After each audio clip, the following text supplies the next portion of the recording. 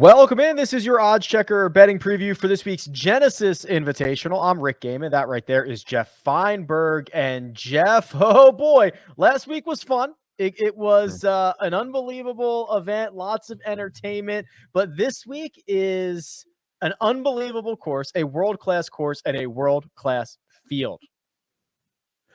World-class course, world-class field, world-class host who winning this trophy, Rick. I mean, what would we say? 88% of this field, it would probably be their biggest win ever. Getting that moment with Tiger and a trophy, it would, be the highlight of pretty much outside of a very small handful, the pinnacle to at this moment in time, their resume. So super excited. Top 10 in the world are here. All and of as them. and as Tiger has put it, and it's no secret, this is a golf course that, the total package, they're really, if you're gonna, it will find your weakness if you're going to have one on a given week. It requires everything of you. I know Tiger's the host and he's affiliated with this event, but long before that, he glowed about this place as it probably being maybe his, I don't want to say favorite golf course on the planet, but in terms of PGA Tour courses, right there. Which is amazing because he's never had any real success at this course. It's like the only one that he hasn't cashed a win at, right? Is Riv? Yeah, and amazing when you consider a lot of the crossover or comp courses and all the Augusta champions that have won here. To think this place did cause him a bit of trouble is quite strange. But yeah, there are not many places that had Tiger's number over the years. So that in and of itself should tell you all you need to know. Yeah, that's right. Whoever wins this golf tournament is going to have their hands full. And as you mentioned, Jeff, every single one of the top 10 players in the world are teeing it up this week. And it is no surprise, week in and week out, that Jon Rahm is atop the odds checker grid. 9.5 to 1, the best number available on Rahm. That's at FanDuel, with Patrick Cantlay checking in as your second shortest odds, 12 to 1, in a handful of different places. And then we get to the 16s and Dustin Johnson and Justin Thomas. Jeff, those are your sub 20s. There is a plethora of names. There is depth to this board, but will you be pulling the trigger at the top? I mean, they're all very enticing in their own way. I don't need to sell anyone on Rahm. And statistically, he was again drop dead phenomenal in Phoenix, outside of ability to make a putt. At some point, the dam's going to break. He's going to hit them all. Could happen. Cantlay knocking on all these doors. DJ, just such a perfect fit for long and straight, demanding Riviera. Justin Thomas, Rick, I think if I had to make a move here, he would probably be my move. You saw the dominating tee to green performance. If you had money on him, it must have been so frustrating last week. Nonstop birdie looks. I always mention, though, I hate betting a player at this price of this skill set and requiring putt luck. But there's layers here. If there's any player in this field who would love to suck up with Tiger, who'd probably be his butler for a month if he could, it would be Justin Thomas. Just like there are probably players here, Rick, who are only here because it's an invitation from Tiger. Not to like Knox, Brooks, Koepka, but you get the vibe that if this wasn't like Tiger's Invitational, Brooks probably would be, back in Florida getting ready for the next part of the year. Justin Thomas, though, you saw the great, stats. The last time he did what he did, he kind of won the Players next week. So under 20 to 1, I rarely ever bite on Thomas, but he would probably be the guy I'd stare at the longest.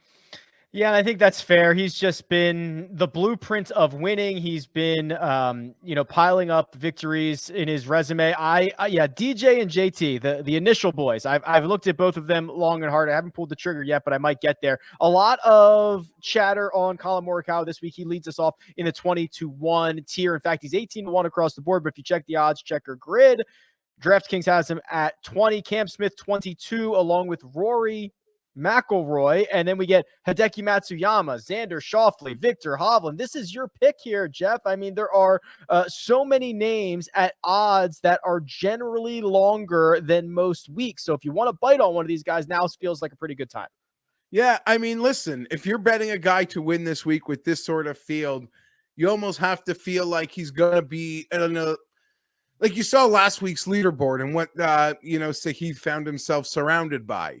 You sort of feel like that's going to be the case, and all these guys you would trust. Morikawa, I didn't think it, like, I thought it would take a little bad golf, Rick, before we saw a 2 in front of Morikawa. Yeah. It's just sort of an out of sight, out of mind thing, even though he was overseas and contended for a few days recently. So I don't really know. That was obviously a number people were excited to bet.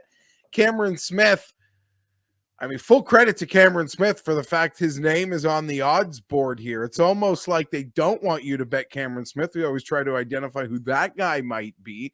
And if you want to bet on Cameron Smith, you're almost picking him over a guy like Rory, who should have been in that Bland Victor playoff a couple weeks ago. Quail Hollow, a comp course. Xander, Rick. I had money on Xander last week. I mean, the putter abandoned him. You expect that from JT. It was kind of shocking from Xander. You see the stats, the tee to green stats. You know the putter can't, abandon Xander long term. It's really tempting. At 25-1, I can't ignore it. And then our guy, Victor at 27-1. I don't see myself not making that bet before I go to bed tonight, to be perfectly honest. Yeah, I mean, like I said, I can forgive him for a missed cut, and this place is ball strikers paradise. I worry a little bit around the greens, but if he goes out and hits 68 or 70 greens, you don't have to worry about that. The Xander stuff's interesting because some places are offering him at 18. You can get a 25 on him, and he was just absolutely dynamite with the driver. So those are the two that have my full attention in this range. And then you start getting to the 30s and 40s, Geoff, and plenty of big names. Scotty Scheffler, fresh off his first victory. Will Zalatoris was in a playoff with Luke List at Torrey Pines recently. Brooks looked great again. Sam Burns was your leader going into the back nine here last year. There's just seemingly a lot to like. Will you circle a name out of this section of the board? So out of this part of the board, obviously, I mean, credit to Scheffler. And if you watched our video last week, you probably thought I ended up betting Scheffler. I did not. By the time I was ready to make the move, the number drops to 25 and I pivoted. And I hope you guys, we were circling like a shark, like a lot of people, and props to everyone who did.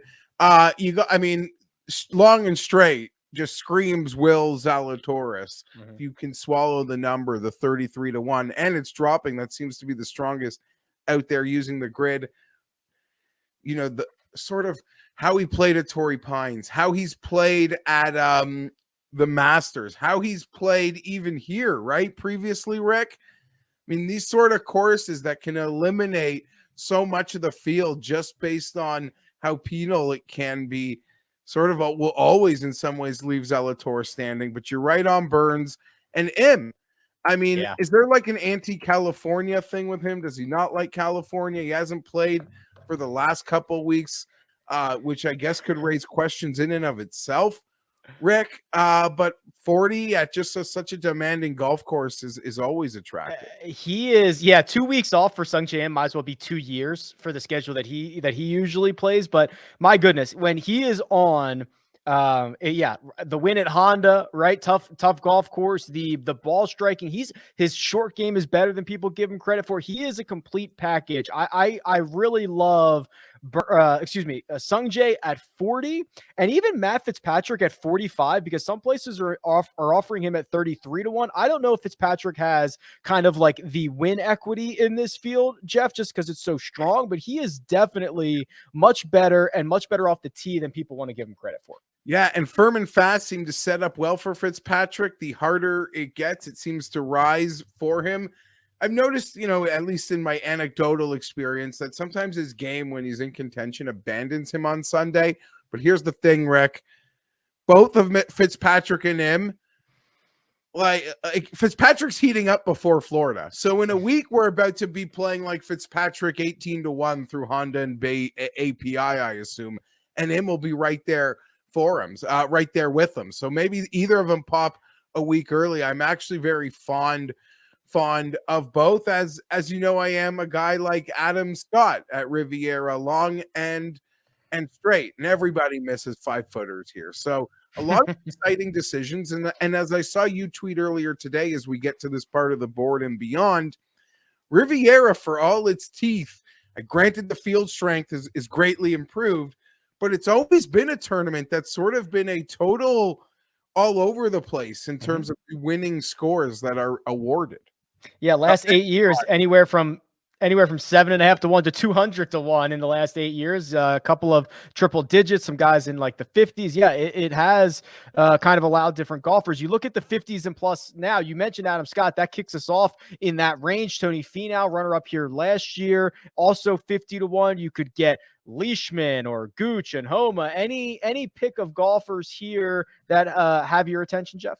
So there is a handful of golfers here that I could be very interested in betting. I bet Finau like quickly at 60 this morning. I know he's playing horribly, but I'm one of those people that, I don't know, you can get to past the point of no return with Finau, and I'm going to bite. 60 was his Northern Trust win, obviously lost in the playoff here last year. But Leishman, a guy that sort of can handle what Riviera represents. I am always a sucker for Niemann, as we've discussed in many of our talks this year, Rick, and how great he played out of the chute at Torrey Pines. Anytime I want to put air in his tires, I talk about how long he really does drive the ball. He's that long and straight profile.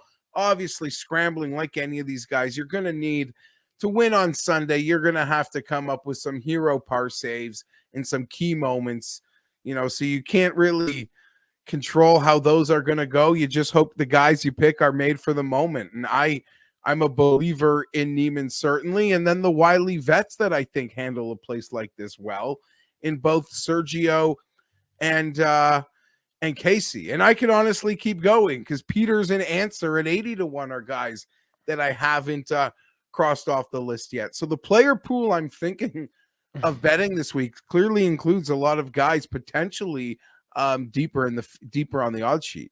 Yeah, if you look across the pond, Thomas Peters has won twice in his last 5 starts. He's 80 to 1. Paul Casey also hanging that same number, although a lot of books are 60 or 66 to 1 on Paul Casey. So you certainly want to shop that using the odds checker grid. This is generally, Geoff, where I'm drawing the line. We've got some savvy vets here that could put it together. We've got some high upside talent. When you start getting below the Thomas Peters, the Abraham Answers, and getting to the Cameron Tringales, Corey Connors, I start to really question if they can actually win the golf tournament. You can only make a bet now if in your true belief, like I don't even care what the model says.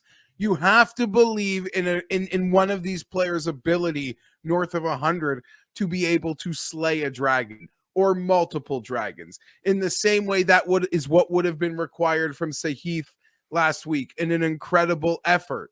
Still came up short. You know what I mean, Rick? Like that leaderboard and what you're going to be surrounded by and who you're really going to have to knock off to win. Yeah. So that was the problem last week. It was not necessarily just like getting to the number, being in the moment on Sunday, trying to get your first PGA Tour victory. But when you looked in the rear view, it was Brooks and Xander and Cantlay. And it's just like, my God, like, yeah, that's whoever wins this. It's not going to be a runaway with a bunch of scrubs. Like, you're going to have to earn it. Yeah. And that's who you're going to be faced with and paired with. So yeah, there's nobody honestly north of 100 that I have that confidence in at the moment for a true outright win. Lantos sitting at 110. I've seen it as low as 80. Like that's attractive, but if I do that, I'd probably, include it with a prop. A guy like Robert McIntyre has a ceiling that I do believe in, and his game is starting to trend again in the right direction. But what an ask this would be. So yeah, I don't really foresee myself betting much at all here, Rick.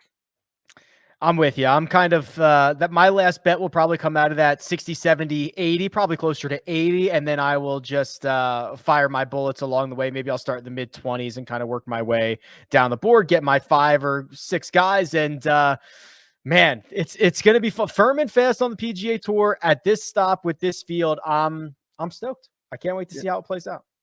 I'm super stoked. And as again, all these, like, there's a card I'm like so tempted to make, like just short and powerful, Rick. That's just like the cool young kids, like Colin at 20, Vic at 27, Will at 33, and call it a time and just get behind like the freshness of it all. But Riviera is so demanding, I wouldn't be surprised if it's just more of those, experienced, savvier players. But this is a card. I said a lot of names, but I'm really looking forward to cutting that down to about 4 to 5, maybe 6. But now the I'll hard be part closer starts. to the top. So, yeah, this is a fun one to build. Everyone's here. You can follow Geoff on Twitter at gfienberg17. You can follow me at Rick Run Good. This has been your odds checker betting preview for this week's Genesis Invitational. Good luck.